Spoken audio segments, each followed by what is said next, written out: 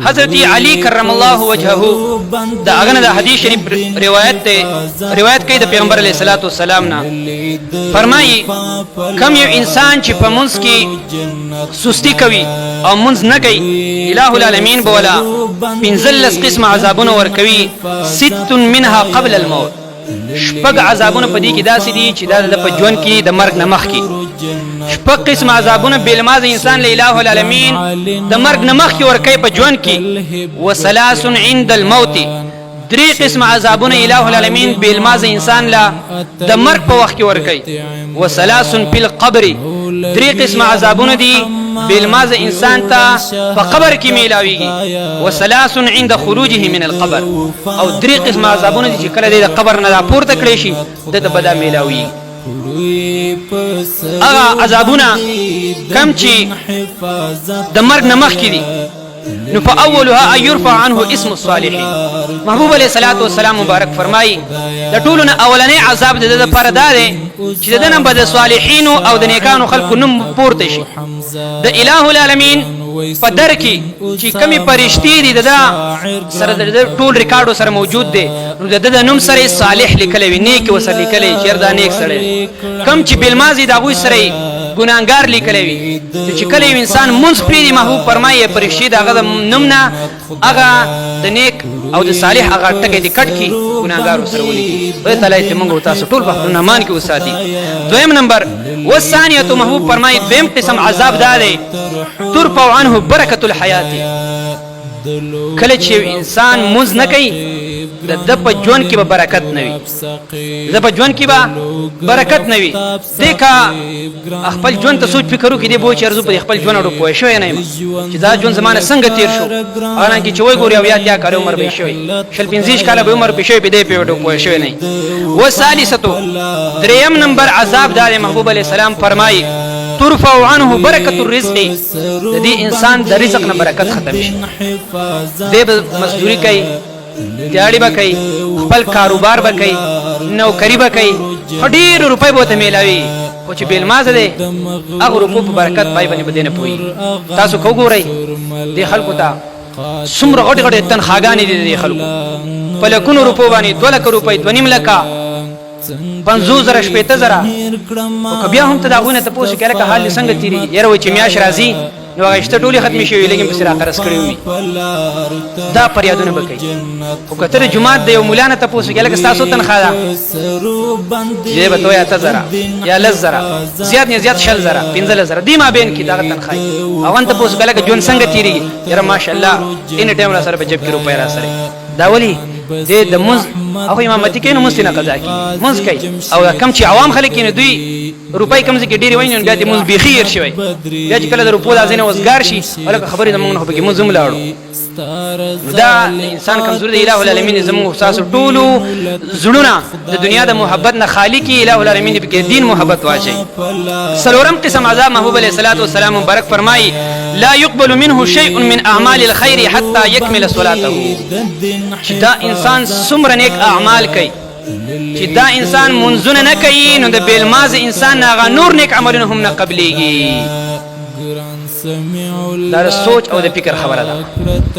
چې یو انسان منځ نه کوي نو دغه نور هر څومره نیک عملونه کوي هغه د نه قبليږي ځکه علما فرمایي که یو انسان ټول عمر په نفلونو کې تیر کی خو د فرض منځ نه کوي نو دغه ټول نفلونه ول الہ العالمین په مخ باندې هم ورشته چیرته فرض منځ ول نه ده کې ما د باندې کم لازم کړه تو هغه ول نه کې مقصد دا چې فرض منځ دې پر خپل ول ډېر غټ وبار لري نو کته بیا ډېر صدقې کې ډېر زیات نفلونه کې ډېر ذکر اذکار کې خو چې فرض مستنه کې هغه خدای تعالی نه قبلای او دا محبوب علیہ السلام فرمایي پنځم قسم عذاب دار دی انسان لپاره محبوب علیہ السلام فرمایي لا یستجاب دعاؤه کم انسان چې منځ نه کوي بالمازوي محبوب فرمایي دی انسان دعا به هم نه قبليږي موږ تاسو دعاګانی کوو قران کې الله تعالی فرمایي اے بندیانو ایمان دعا وغواړئ زه به تاسو دعا قبول کړم او موږ بیا هم سوالونه کوو نه قبليږي. ولی نه قبليږي؟ دغه لپاره مختلف قسم وجه یو وجه پکې دا چې انسان به مونږ نه کوي، دی په خپل مونږ باندې همیشواله نه کوي، نو دغه د وجه نه دعا نه قبليږي. او پنځم نمبر چې دا ډیر چې غټه د وبال خبره، ډیر غټه د نقصان خبره. محبوب علیه الصلاۃ والسلام مبارک فرمایي لا يجعل له في دعاء صالحين نصيبا، کنه کان خلق ته دعا کوي نو د هغه دعا وته هم نه قبليږي. استغفر الله. تا خدای تعالی دې موږ تاسو ټول زموږ نسلونه د داسې قسمه بدبختۍ نه وساتي چې انسان کې په خپل کمزوري وي. هر خلک د نیکانو خواله بوزي، هر د نیکان خلکو ته دعا وکړي د دوی د برکت خدای تعالی نو چې هغه موږ نه کوي دا غوي دعا وته نه قبلي.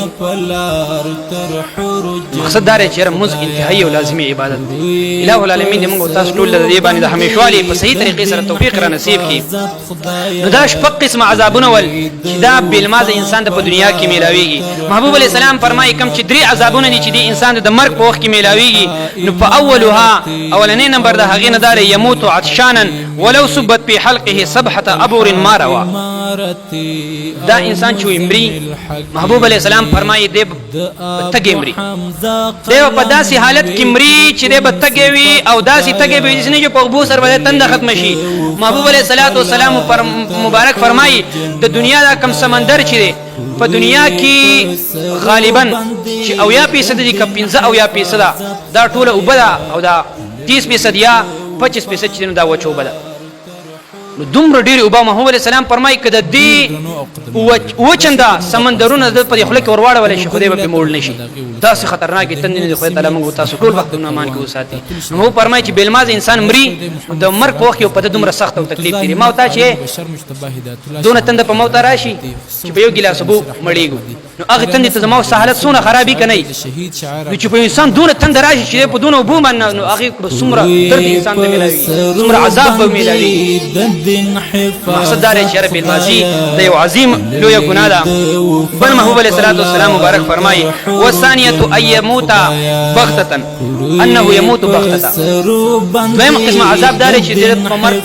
مرګ په وخت کې درته راځي، دی به ناڅاپي مري، هارټ اټیک به ورته وشي، روان به یې ګټه به پرې راګیله شي یا وغیره ذلک، بل داسې ناڅاپي غوندې کې مرګ به په ده باندې راځي. والثالثة دریم نمبر عذاب دا دی كأنه قد أثقل بحديد الدنيا وخشبها وأحجارها على رقبته وكتفه. دریم قسم عذاب چې انسان ته میلاویږي د مرګ په وخت کې، محبوب علیه السلام فرمایي هغه دا عذاب دی گویا کې دی انسان ته د دې دنیا چې څومره وسپنې دي، څومره کاڼي دي او څومره ونې بوټي دي، دا ټول گویا کې دی انسان په دې سر باندې وریا خودي شوی دي او د کم درد میلاوي، کم زور میلاوي، کم تکلیف وته میلاويږي. دا څه قسم عذابونه په انسان باندې وي. الہ العالمین دې موږ تاسو ټول په خپل امان کې وساتي. مقصد دا دی چې یاره دا موږ کول دا ګران نه دی، موږ کول ګران نه دی، خو چې کم یو انسان موږ داس نه کوي ته بیا ګران. الله تعالی فرمایي هر یو دښمن لرا ورکړه الا علی الخاشعين. دا مسجد دا ګران، دا ډېر آسان دی،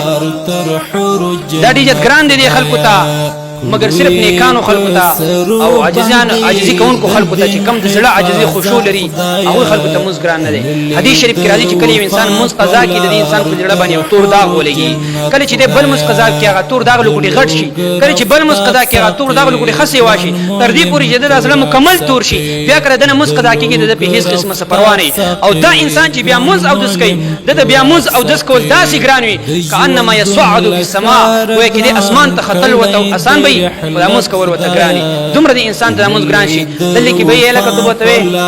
کلی ته لاړ بازار ته لاړ شه او بازار نه یو ګېډه راوړه یو بوجه راوړه دې بل شي د هغه زینه بل ګېډه راوړي دې لنډوزي کې دوی شراده جماعت کې مونږ کو دې ته نه تیار یاره کپڑے می بیل مازي یاره خبرې لګوټه جوړ نه یم اسما قسم باندې به شروع کی لاړ به نشي دا ولي دا حضرت ور شوی وای تعالی دې موږ تاسو ټول زړه تور واري نه وساتي.